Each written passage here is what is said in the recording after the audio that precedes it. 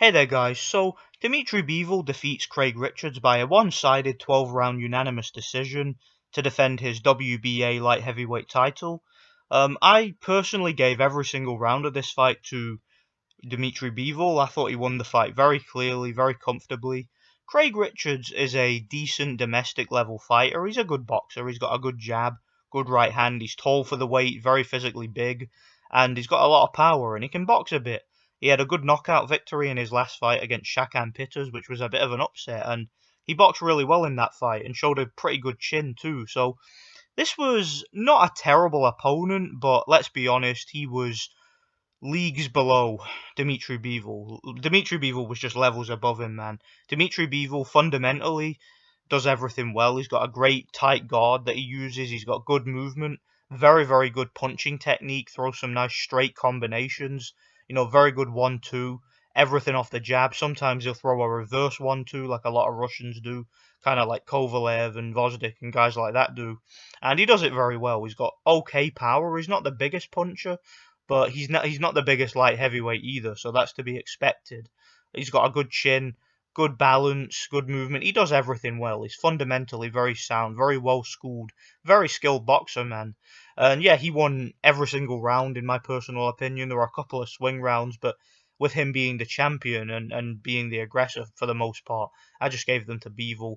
Um, Craig Richards punches from distance. Occasionally he would get through with something, but nothing was really getting through clean. It was mostly just landing on the gloves or the arms, and Dmitry Bivol's guard and fundamentals really served him well. Finished the fight very strongly too. He had a really good 12th round. And Richards never lost heart. He tried his best. He tried to box. He tried to slug it out at times, but just wasn't good enough in the end. And yeah, Bivol completely schooled him and won on points pretty easily. I thought it was a fun fight to watch. It was a good textbook display of boxing.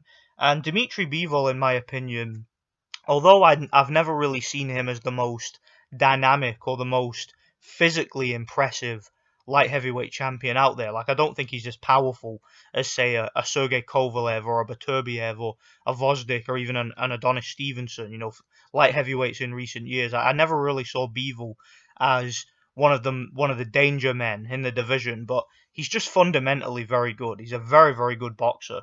And I think that he could give anybody in the division problems and perhaps even beat them. I would love to see him fight Beterbiev. I think although Beterbiev is a little bit better fighter in my opinion, Beterbiev is on the slide. He's in his late 30s and is struggling to make the weight. And Bivol is a little bit quicker and a little bit more athletic than Beterbiev. So I wouldn't be surprised if he was able to beat him on points, to be honest. I think that's a really good fight.